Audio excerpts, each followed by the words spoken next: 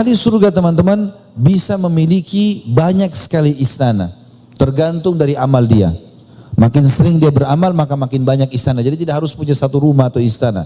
Sebagaimana sabda Nabi SAW, siapa yang membaca Qul huwallahu ahad dalam sehari 10 kali, Allah akan bangunkan baginya istana di surga. Qul huwallahu ahad ini teman-teman baca 10 kali tidak mengambil waktu 5 menit.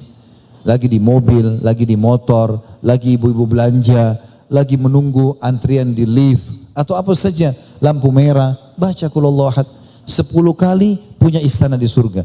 Artinya kalau Bapak Ibu ulangi sampai 100 kali baca Qul huwallahu ahad dalam sehari, itu bisa punya 10 istana di surga.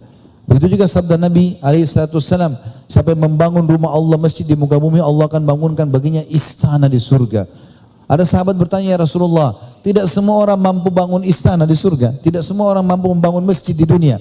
Kata Nabi SAW, Allah akan berikan pahala istana ini walaupun orang cuma membangun masjid di muka bumi sebesar sarang burung.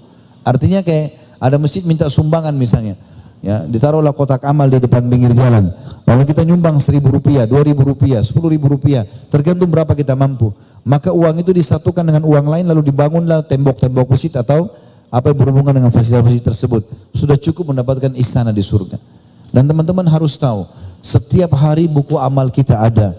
Jangan cukupkan dengan amal yang pernah kita lakukan. Contoh, kita lewat masjid ada kotak amal, dia minta sumbangan. Kita sudah nyumbang di hari ini. Besok kita lewat, banyak orang tidak nyumbang lagi dengan alasan kemarin sudah nyumbang. Kemarin sudah dicatat. Hari ini bagaimana?